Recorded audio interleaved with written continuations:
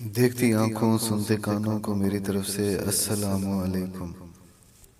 سامعین کرام، آج میں آپ کے لیے عبرت ناک عذاب سے توبہ قبول ہونے پر جنت کی بشارت کا واقعہ لایا ہوں۔ ایک مرتبہ حضرت عمر رضی اللہ تعالی عنہ روتے ہوئے حضور صلی اللہ علیہ وسلم کی خدمت میں حاضر ہوئے۔ آپ نے وجہ پوچھی تو عرض کیا کہ یا رسول اللہ، دروازہ پر ایک نوجوان رو رہا ہے جس نے میرا دل جلا دیا ہے۔ آپ نے فرمایا عمر، اسے اندر لے آؤ۔ وہ نوجوان روتا ہوا حاضر ہوا۔ حضور نے اس سے رونے کی وجہ پوچھی۔ کہنے لگا، یا رسول اللہ، میرے گناہوں کا ڈھیر مجھے رلا رہا ہے اور مجھے جبار سے ڈر آتا ہے کہ وہ مجھ پر غضبناک ہوگا۔ آپ نے فرمایا نوجوان، کیا تم نے اللہ کے ساتھ کسی کو شریک ٹھہرایا ہے؟ عرض کیا نہیں۔ کیا تم نے کسی جان کو ناحق قتل کیا ہے؟ عرض کیا نہیں۔ آپ نے ارشاد فرمایا کہ اللہ تعالیٰ تیرے گناہوں کو معاف فرما دیں گے، اگرچہ وہ 7 آسمان، 7 زمینوں اور پہاڑوں سے بھی بڑا ہوا ہو۔ آپ صلی اللہ علیہ وسلم نے ارشاد فرمایا، تیرا گناہ بڑا ہے یا کرسی؟ کہنے لگا، میرا گناہ بڑا ہے۔ پھر ارشاد فرمایا، تیرا گناہ بڑا ہے یا عرش؟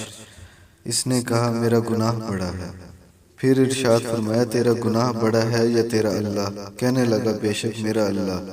بس ارشاد فرمایا کہ گناہ عظیم کو خدائے عظیم ہی معاف فرمائے گا، جو بہت ہی عفو و درگزر کرنے والا ہے۔ پھر فرمایا، ذرا اپنا گناہ تو بتا۔ اس نے عرض کیا، یا رسول اللہ، مجھے آپ سے حیا آتی ہے۔ آپ نے پھر پوچھا تو کہنے لگا، میں کفن چور تھا اور 7 سال تک یہی پیشہ کیا۔ ایک دفعہ انصار کی ایک لڑکی فوت ہوئی، میں نے اس کی قبر کھودی اور کفن اتار کر چل دیا۔ تھوڑی دور گیا تھا کہ شیطان نے مجھ پر غلبہ پایا اور میں نے لوٹ کر اس سے مجامعت کر لی۔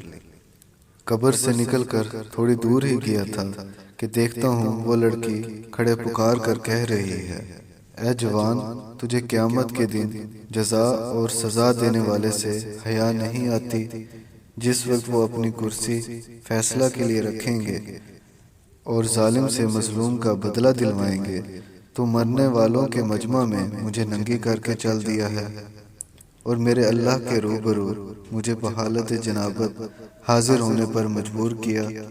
یہ سنتے ہی حضور صلی اللہ علیہ وسلم اچھل کر کھڑے ہوئے اور اس کے گدی میں ایک دول رسید کی اور فرمایا، او فاسق، تو بس آگ کے لائق ہے، دفع ہو جائے یہاں سے۔ نوجوان وہاں سے نکلا، 40 راتوں تک اللہ کے حضور توبہ کرتا مارا مارا پھرتا رہا۔ 40 راتوں کے بعد آسمان کی طرف سر اٹھا کر کہنے لگا، اے محمد کے خدا، آدم اور حوا کے معبود، اگر تجھے میری توبہ منظور ہے تو حضور صلی اللہ علیہ وسلم اور آپ کے صحابہ کو اس کی خبر دے دے، ورنہ پھر آگ بھیج کر مجھے جلا دے اور آخرت کے عذاب سے نجات دے دے۔ اتنے میں جبرائیل علیہ السلام تشریف لائے، سلام کہا اور اللہ تعالیٰ کی طرف سے آپ صلی اللہ علیہ وسلم کو سلام پہنچایا۔ آپ صلی اللہ علیہ وسلم نے فرمایا، وہ خود سلام ہے، سلام کا مبدا اور منتہا بھی وہی ہیں۔ جبرائیل علیہ السلام نے کہا کہ اللہ تعالیٰ فرماتے ہیں، کیا مخلوق کو آپ نے پیدا کیا ہے؟ تمام مخلوق کو اللہ نے پیدا فرمایا ہے۔ عرض کیا، وہ پوچھتے ہیں کہ کیا آپ مخلوق کو رزق دیتے ہیں؟ فرمایا، بلکہ مجھے بھی اور تمام مخلوق کو اللہ تعالیٰ ہی رزق دیتے ہیں۔ عرض کیا، وہ پوچھتے ہیں کیا بندوں کی توبہ آپ قبول کرتے ہیں؟ فرمایا، بلکہ میری بھی اور تمام بندوں کی توبہ وہی اللہ تعالیٰ ہی قبول فرماتے ہیں۔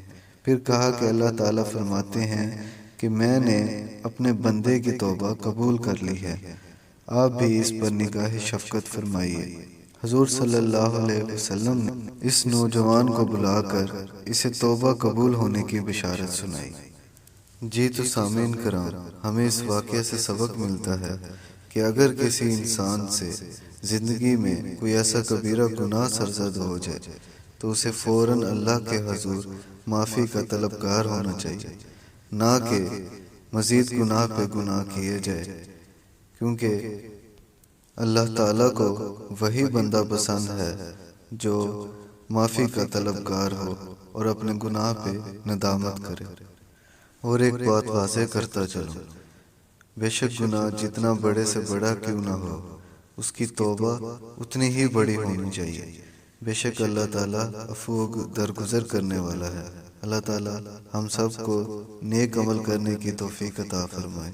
آمین یا رب العالمین۔